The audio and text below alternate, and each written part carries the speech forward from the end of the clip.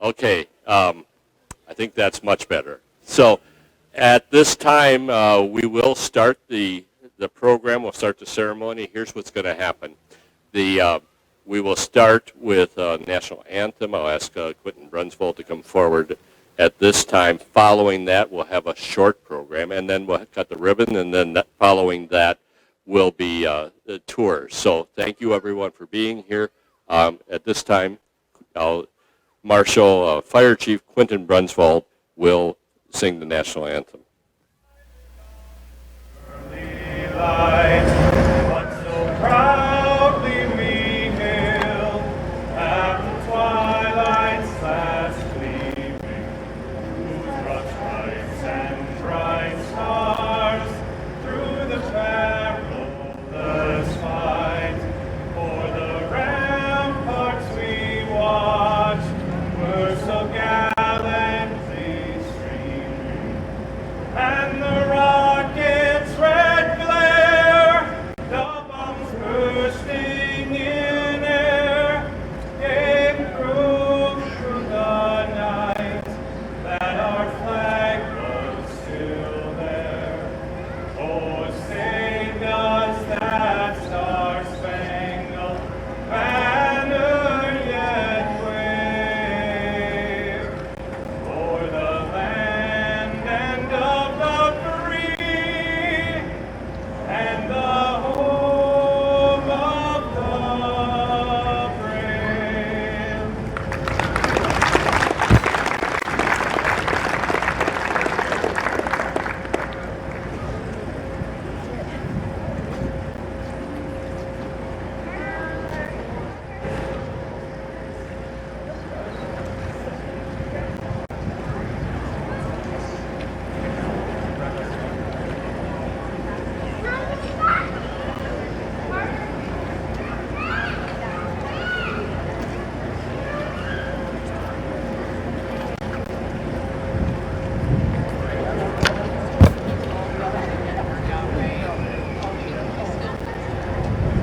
Test 1 2 1 2. There we go. 1 2.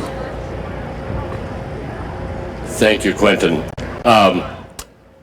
Everything's gone so smooth with this remodeling project until now. So, but we will have a very short program. And first off, once again, thank you, Quentin Brunsvold, and thank you for your versatility on with that glitch that we had.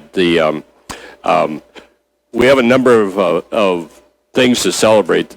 Obviously, we're going to celebrate the opening of City Hall. We're going to do that with the ribbon cutting. We're going to have, the public tour. So that's one thing to celebrate. But this is also a time to celebrate, the continued vibrancy of this community, this central business district, and this service that the city government provides to the community. So all of that is really what we're celebrating today. So we'll have a number of speakers, and we've told all of them that they have a very limited amount of time because we're going to move this event right along. But I first want to introduce Jim Lazinski. Jim Lazinski is the Marshall City Council member, but really a lot of credit really has to go to the City Council group. We had a work group committee that really watched every detail of the building project. So Jim, along with his fellow committee members, council members Russ Labatt and council member John DeCramer, really deserve a lot of credit. They put a lot of time, a lot of effort into this project. So at this time, I'd like to introduce council member and chair of the City Hall Building Committee, Jim Lazinski. Jim? And I think I would not move. I just hold it right there. So. Thank you, Mayor, for the warm introduction. Short. I don't keep anything short, but I will today. When this project first started, we knew that we as a council wanted to play a critical and important role in the design and construction of the building, to not only support staff, but be strong advocates for the public's wishes with this building with this building that being a cost-effective building, ensuring any changes had rigorous review, and that the building will serve the public well for many years to come. With the help of my fellow committee members, John D. Kramer and Russ Labatt, we pulled together with staff to achieve these goals. John D. Kramer is especially helpful with any technology design and procurement work, and Russ Labatt provided key observations at key points during the construction phases to ensure both the architect and contractor were abiding by the wishes of the city. We had many meetings over the course of the last 2 years, and the end result is a building that is energy efficient, ADA compliant, a building with enhanced security, space to enhance staff productivity, lots of natural light, space for interaction and collaboration, and flexible office space to meet the needs into the foreseeable future. I want to thank Engen, the architect, for design and guidance, and the contractor, Brennan Construction, for their leadership, overseeing the project, and securing all the subcontractors. I want to especially note the local subcontractors who worked on this project, and if I forget somebody, we apologize, but there's a nice list of them. But St. Alvin Drywall, who provided every square inch of sheetrock and sheetrock mud, Southwest Glass, who provided all the glass in the building, the Computer Man, Mears Electric, Doom and Kuiper Construction, Quest Moving and Storage, D&G Excavating, Living Connected, Southwest Sanitation, the Deb Gow, as she takes notes over there, and the Marshall Independent for the great coverage of the building, of the history and the construction process. So, in closing, thank you to my fellow council members, contractors, and especially residents. Because of you, this project succeeded, and I appreciate that, and all of us staff do. Mayor, I will now turn it back to you. Thank you, Jim, and thanks for all your efforts on this. You know, one of the things Jim mentioned was, there's some history here. So this is the site where the 1914 building was, City Hall was originally built. At that time, the population of the city of Marshall was 2,125 people. And then 50 years later, in 1964, the new, it was called Municipal Building, when that building opened, that was open. So 50 years later, at that time, the population of Marshall was 6,600. And then following then, up to today, 57 years later, we have the renovated City Hall, and of course our population is, roughly 13,800. So for those of you that are kind of following my mathematics, so 50 years from now will be 2071. The population of Marshall will be just under 20,000 people. So, and some of you may be here to celebrate at that time. So I want to, at this point, turn it over to our city administrator, who really guided a lot of the input, provided a lot of helpful advice to the architects, to the contractors, to the subcontractors, and really had her thumb on every aspect of this project as it was progressing over the past several years. So with that, Sharon Hanson, Marshall City Administrator. Thank you, Mr. Mayor.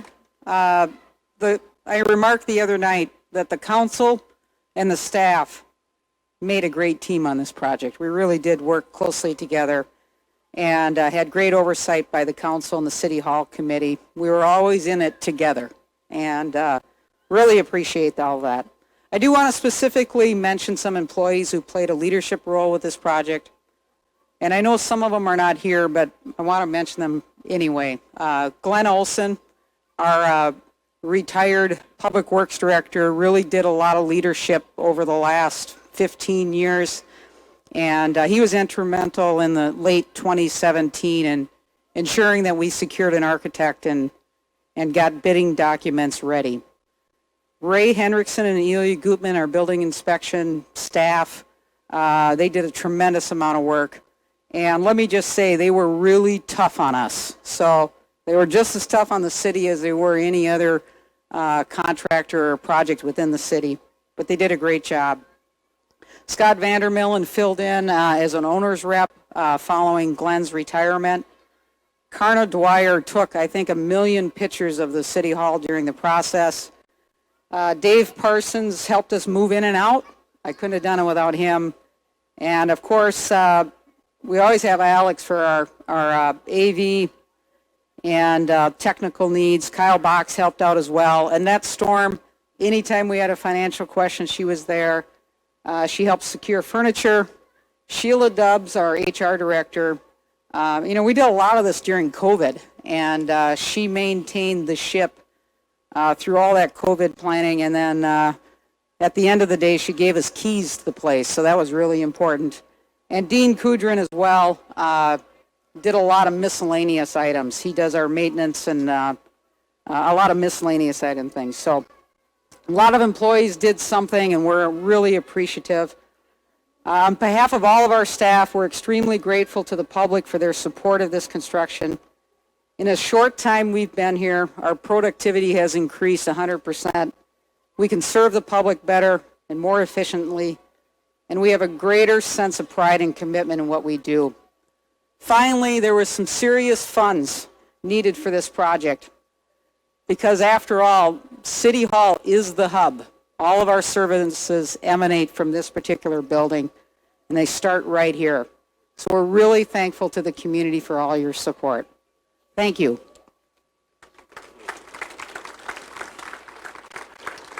Thanks, Sharon, and thanks for everything you've done.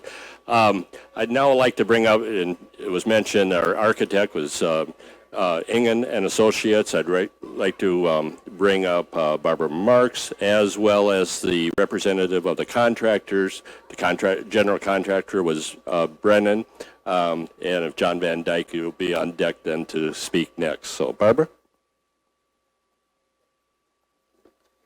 Hello. As he stated, I'm Barbara Marks, and I'm with Engen Associates. I'm a senior designer on our team, and we want to begin by thanking you for letting us be part of your serving team for the city. I want to compliment the elected officials and the hired staff who've been stewards of the public's interest. They addressed a number of issues by staying downtown. They corrected existing structural degradation. They maintained currently taxable property. They removed blighted property, and they made a real and visible reinvestment in downtown. City Hall's been here for 100 years, and we look towards the next few years, and we look at the lobby when you come in. We have a sense of arrival and purpose. We have a lobby that links the two levels. We've improved access. We have the most used services on the lower level, and we've improved ADA compliance. As Jim mentioned, we've made a concerted effort on bringing natural light into the building. We kind of did a flip on what was here before, and we put the shared spaces on the outside of the building and the offices on the inside, and then we used borrowed lights, and we were able to get a lot of sunshine deep into the heart of the building. This really increased visibility, and we like to think of it also as a little bit of transparency in government.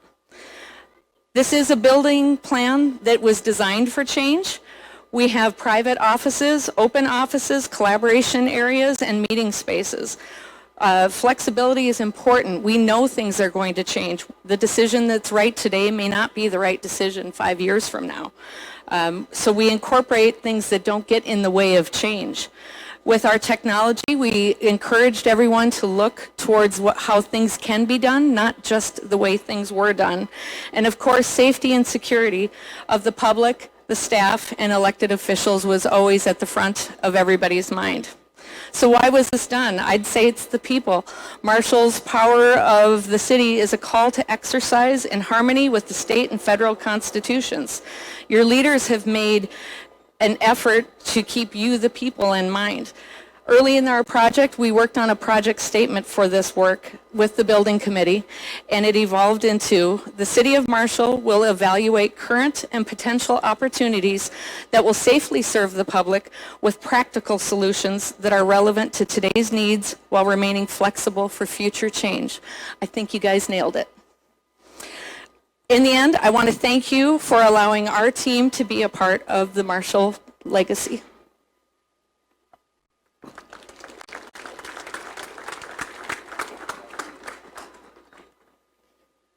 I still am a little bit miffed at Engen. I really wanted to keep that front brick brown facade that you guys had. I don't know why that got taken out of the design. But it's a little ironic that the presentation is made on crazy days in Marshall, because this was a little bit of a crazy project. When we looked at bidding it, we had to hesitate for a moment, because we're looking at a building sandwiched between two other buildings. And we had to take the building, we had to take the main floor made out of concrete and steel rebar, and we had to lower it 2 feet. And then we had to take the basement and lower that another 6 inches, all while making sure the building didn't fall over. And so after we got through our initial hesitancy, we got excited about it. We got into it. There wasn't really any room to work, but we made it work. Interesting anecdote, as they demolished the concrete on the main floor, they used a lot of the rubble to build a ramp on the back of the building so they could get down and pick up the rest of the concrete and bring it back out. And things were going well, and then COVID hit and caused a slight bump, which we didn't realize at the time would have as long of an effect when it came to procuring materials as it did. But things were going along well, and then we got a little curveball when the city decided to get rid of the hotel midstream in the project. So all of a sudden, as we were finishing out the front and back, we had a huge gaping hole on the east side.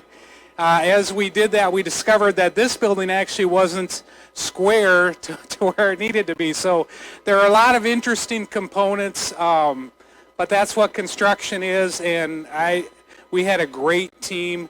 We had Brennan Companies. We had an incredible project superintendent, Nathan Herdlichka, who was here every day. He was the eyes, ears, brains of the whole operation on the ground. So we're fortunate to have him in working with Engen and the city staff. We thought it was a great relationship where we worked through issues and came out better before it. And for those of you who are still maybe are wondering, would it have been cheaper if they just would have demoed the whole thing and started from scratch? Actually, there was significant cost savings in excavation, concrete, and steel.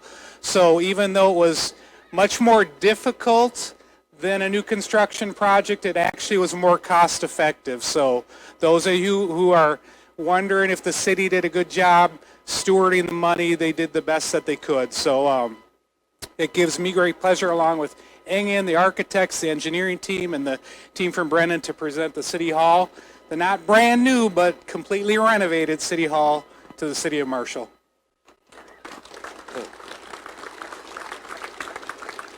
Thank you, and I think everyone has a good sense of, in doing this renovation, there was a lot of decisions that were made, direction that was made as we go. So thank you to the City Hall Committee, thanks to the architect, thanks to the general contractor and all the subcontractors for what ended up being a good project. And Barbara also mentioned the decision to stay downtown. I think that will be a decision that time will tell was the correct decision. There was a lot of discernment went into that decision, a lot of other things that were evaluated, but that was the ultimate decision that was made.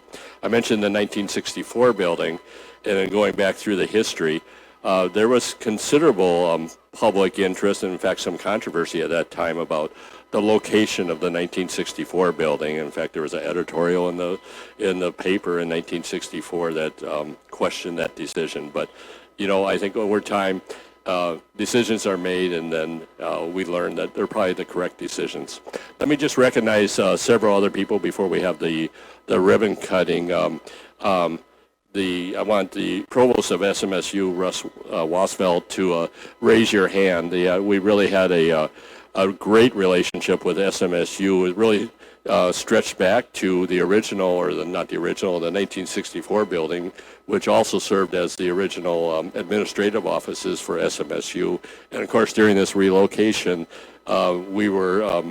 SMSU was our host. We relocated our city offices out there, and it was really a wonderful relationship and really reflective of the relationship between the city and SMSU. So thank you, Russ, for being here. I also want to recognize our city attorney, who has looked over all the contracts. Dennis, we want to raise your hand, Dennis Simpson, as well as former city council member David Sturrock, who's right here, and David was, part of that, the planning that really went into the next steps, the architect and general contractor work that happened there. So with that, I know I could recognize other people, but I'm going to stop there, and the next step then would be to officially cut the ribbon, and for that part, Sharon will, as she's very good at, she'll direct who she wants up here for the ribbon cutting. We'd like a great big photo and to fit as many people as we can. So all the city employees, of course, all of Brennan's staff and Engen staff. We know that you brought additional staff with you if we can fit them in. And David Sturrock should be in here as well. And anybody else who feels that they played a part, we definitely want you in here. And I believe the chamber and has representatives, and I think that they would like to be in it too, if I understood correctly. So we want to fit them in as well. So you can start gathering up front, and I probably will have Amy then direct. So.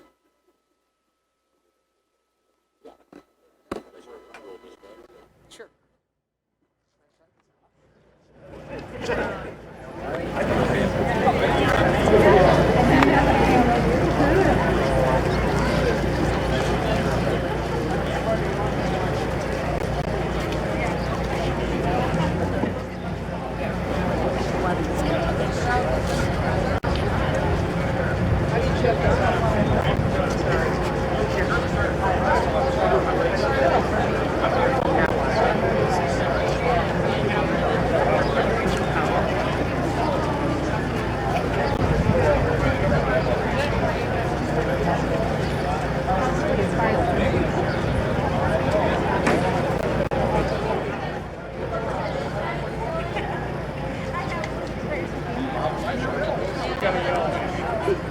Okay, come forward a little bit towards me, and I see a few more people filling on this side.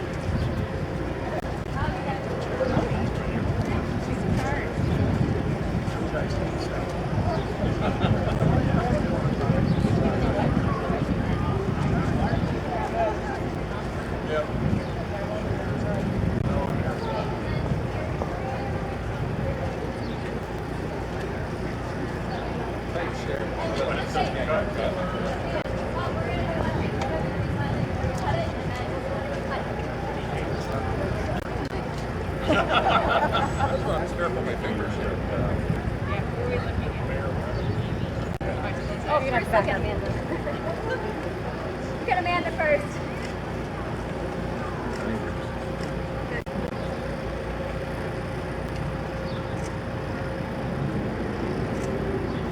Okay, Bob, go ahead.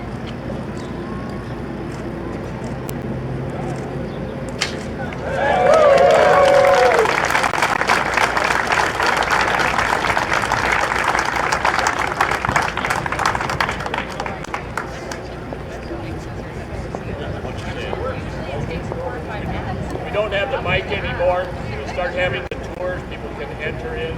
After the tours, there is food available here on the plaza. I would just say kind of watch your step over there because it's not finished. So everybody's welcome.